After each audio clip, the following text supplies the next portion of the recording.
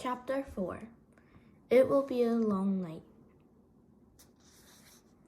Alone in the apartment while Mama was out shopping with Christy, Aunt Mary and Ellen were sprawled on the living room floor, playing with paper dolls. They had cut the dolls from Mama's magazines, old ones she had saved from past years. The paper ladies had old-fashioned hairstyles and clothes,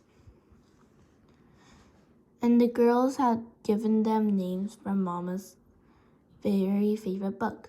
Mama had told Aunt Mary and Ellen the entire story of Gone with the Wind.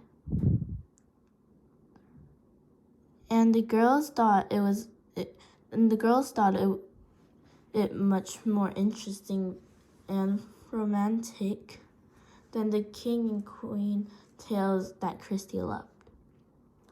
"Come, Melaine," Aunt Mary said, walking her doll across the edge of the rug. "Let's dress for the ball." "All right, Scarlett, I'm coming," Ellen replied in a suffocated voice. She was a talented performer and often played the leading roles in school dramatics. Games of the imagination were always fun when Ellen played.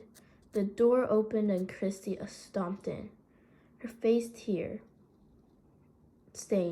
and glowering. Mama followed her with an exasperated look and set a package down on the table. "I won't," Christy sputtered. "I won't ever wear them. Not if you chain me in a prison and beat me with sticks." Aunt Mary giggled and looked questioningly at her mother. Mrs. Jonas sighed. I bought Christy some new shoes," she explained. "She's outgrown her old ones." "Goodness, Christy," Ellen said. "I wish my mother would get me some new shoes. I love new things, and it's so hard to find them in the stores." "Not if you go to the fish store," Christy bellowed. "But most mothers wouldn't make their daughters wear ugly fish shoes." Kristen, Mama said soothingly. "You know it wasn't a fish store, and we were lucky to find shoes at all." Christy sniffed. "Show them," she commanded. "Show Aunt Mary and Ellen how ugly they are." Mama opened the package and took out a pair of little girl's shoes. She held them up, and Christy looked always in disgust. "You know there's no leather anymore," Mama explained. "But they found a way to make shoes out of fish skin." "I don't think these are too ugly." Aunt Mary and Ellen looked at the fish skin shoes. Aunt Mary took one in her hand and examined it. It was odd looking. The fish scales were visible. But it was a shoe, and her sister needed shoes. "It's not so bad, Christy," she said, lying a little. Ellen turned the other one over in her hand. "You know," she said, "it's only the color that's ugly." "Green," Christy wailed. "I will never ever wear green shoes." "In our apartment," Ellen told her, "my father has a jar of black ink. Would you like these shoes better if they were black?"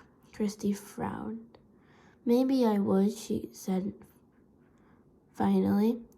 "Well then," Ellen told her, "tonight, if your mama doesn't mind, I'll take the shoes home and ask my father to make them black for you, with this ink."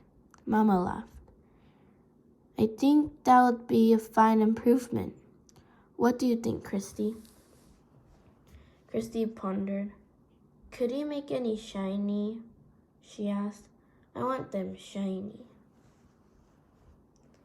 Ellen nodded. I think he could. I think they'll be quite pretty black and shiny. Christy nodded. All right then, she said. But you mustn't tell anyone that they're fish. I don't want anyone to know.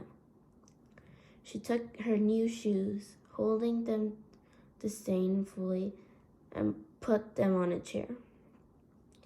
Then she looked with interest at the paper dolls. Can I play too? Chrissy asked. Can I have one doll? She squatted beside Anne Mary and Ellen on the floor. Sometimes, Anne Mary thought, Christy was such a pest, always butting in, but the apartment was small. There was no longer a place for Christy to play, and if they told her to go away, Mom would scold. Here, Anne Mary said, and handed her sister a cut out little girl doll. We're playing Gone with the Wind. Melaine and Scarlett are going to the ball. You can be Bonnie. She's Scarlett's daughter. Christy danced her doll up and down happily. I'm going to the ball, she announced in a high, pretended voice. Ellen giggled. A little girl wouldn't go to a ball. Let's make them go someplace else. Let's make them go to Tivoli. Tivoli, Anne Mary began to laugh. That's in Copenhagen. Gone with the Wind is in America. Tivoli, Tivoli, Tivoli. Little Christy sang, twirling her doll in a circle. It doesn't matter because it's only a game anyway. And Ellen pointed out, Tivoli can be over there, by that chair. Come, Scarlett, she said, using her doll voice. We shall go to Tivoli to dance and watch the fireworks, and maybe there will be some handsome men there. Bring your silly daughter, Bonnie, and she can ride on the carousel. Anne Mary grinned and walked her Scarlett toward the chair that Ellen had designated as Tivoli. She loved Tivoli Gardens in the heart of Copenhagen. Her parents had taken her there often. When she was a little girl. She remembered the music and the brightly colored lights, the carousel and the ice cream, and especially the magnificent fireworks in the evenings. The huge colored splashes and bursts of lights in the evening sky. I remember the fireworks best of all, she commented to Ellen. Me too, Christy said. I remember the fireworks. Silly, Anne Mary scoffed. You never saw the fireworks. Tivoli Gardens was closed now. The German occupation forces had burned part of it. Perhaps as a way of punishing the fun-loving dances for their light-hearted pleasures.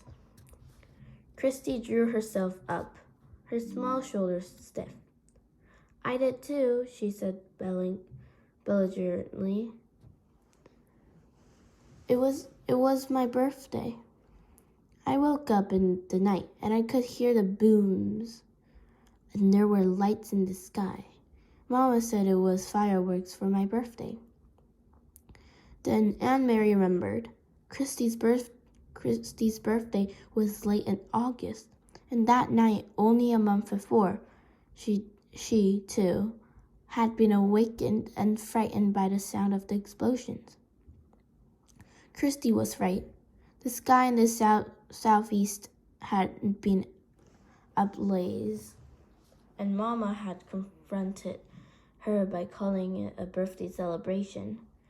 Imagine such fireworks for a little girl 5 years old, Mama had said, sitting on the bed,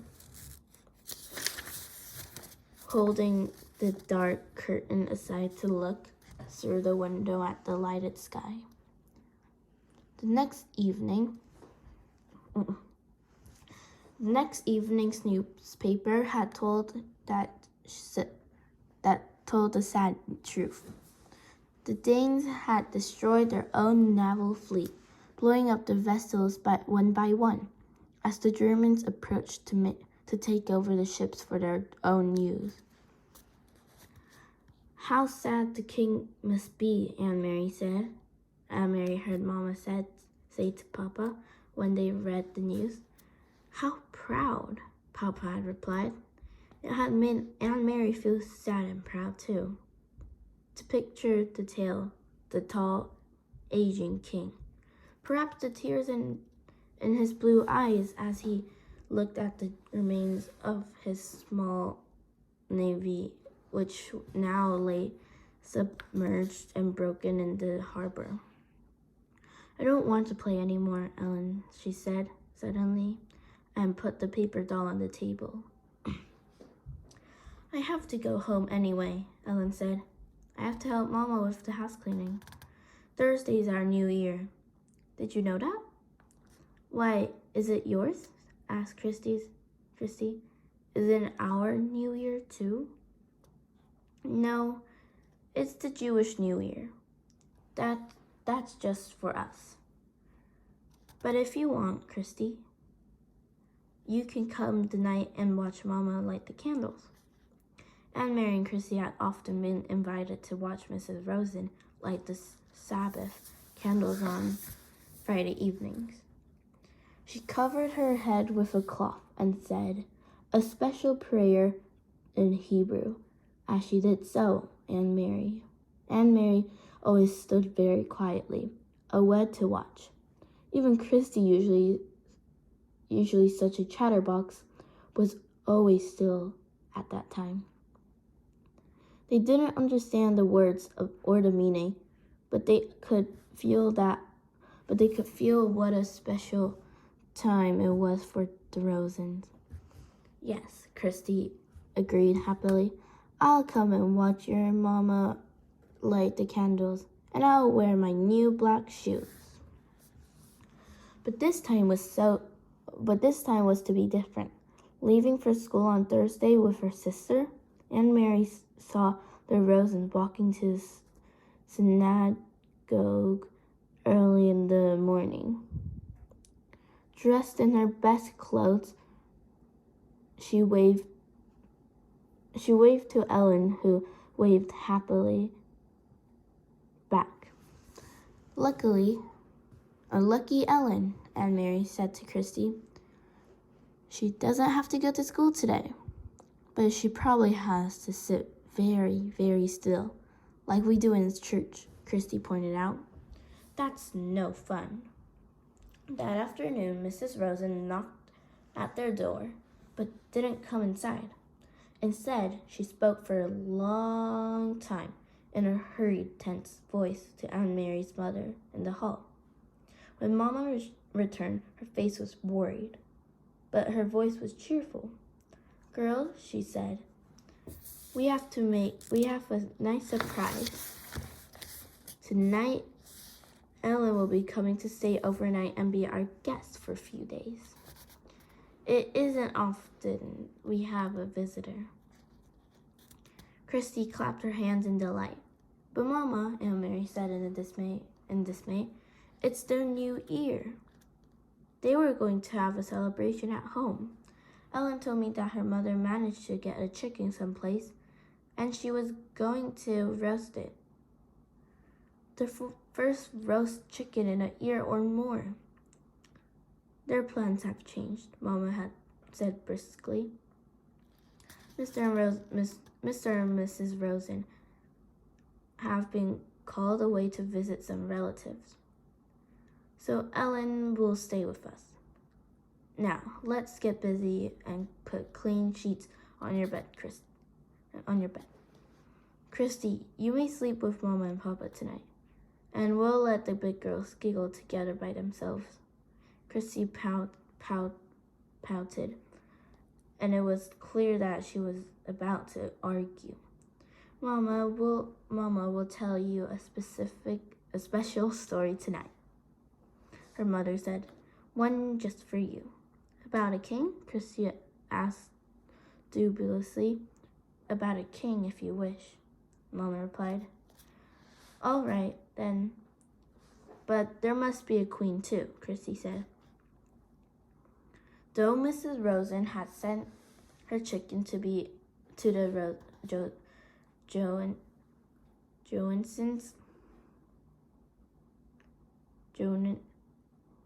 Johansons, and Mama made a lovely dinner large enough for second helpings all around. It was not an evening of laughter and talk. Ellen was silent at dinner. She looked frightened. Mama and Papa tried to speak cheerful things, but it was clear that they were worried, and it made Aunt Mary worry too. Only Christy was unaware of the quiet tension in the room, swinging her feet in the newly blackened and shiny shoes. She chattered and giggled during dinner. Early bedtime tonight, little one, Mama announced after the dish was washed. We need extra time for a long story, I promise. About the king and queen. She disappeared with Christy into the bedroom. What's happening? Aunt Mary asked when she and Ellen were alone with Papa in the living room. Something's wrong. What is it? Papa's face was troubled. I wish that I could protect you children from this knowledge, he said quietly. Ellen, you already know. Now we must tell Aunt Mary. He turned to her and stroked her hair with his gentle hand. This morning at the synagogue, the rabbi told his congregation that the Nazis have taken the synagogue list of all the Jews, where they live, and what their names are. Of course, the Rosens were on that list, along with many others. Why?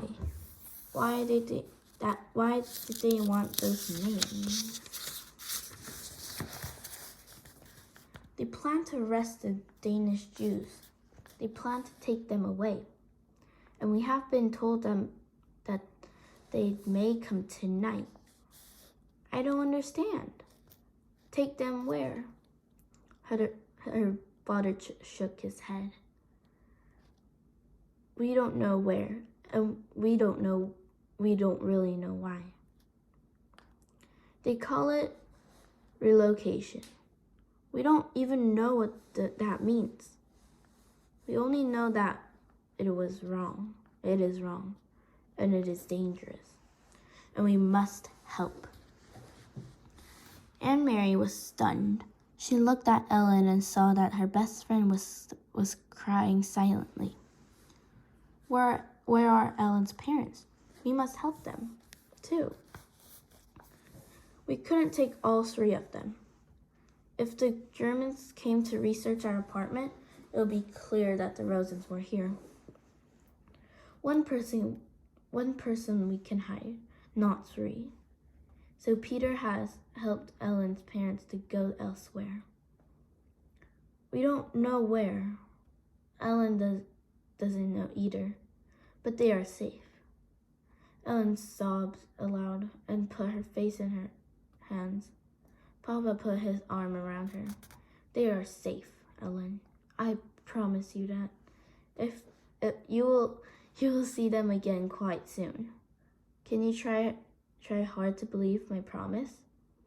Ellen hesitated, nodded, and wiped her tears with her hand. But Papa, Aunt Mary said, looking around the small apartment with its few pieces of furniture. The fat stuffed sofa, the table and chairs, the small bookcase against the wall. You said that they would hide her. How can we do that? Where can she hide? Papa smiled. That part is easy. It will be as your mama said. The two will sleep together in your bed. And you may giggle and talk and tell secrets to each other. And if anyone comes, Ellen turned to him. Who might come? Will it be soldiers like the ones on the corners? And Mary remembered how terrified Ellen had looked the day when the soldier had questioned them on the corner. I really don't think anyone will, but it never hurts to be prepared. If anyone should come, even soldiers, you two will be sisters. You two are together so much, it will be easy for you to pretend that you were sisters. He rose and walked to the window. He pulled the lace curtain aside and looked down into the street. Outside, it was beginning to grow dark. Soon they would have to draw the black curtains that all Danes had on their windows. The entire city had to be completely darkened at night.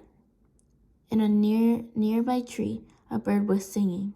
Otherwise, it was quiet. It was the last night of September. Go, now, and get into your nightgowns. It will be a long night. Aunt Mary and Ellen had got to their feet. Papa suddenly crossed the room and put his arm around them both. He kissed the top of each head. And Mary's blonde one, which reached to his shoulder, and Ellen's dark hair, the thick curls braided as always into pigtails. Don't be frightened, he said to them softly. Once I had 3 daughters. Tonight, I am proud to have 3 daughters again.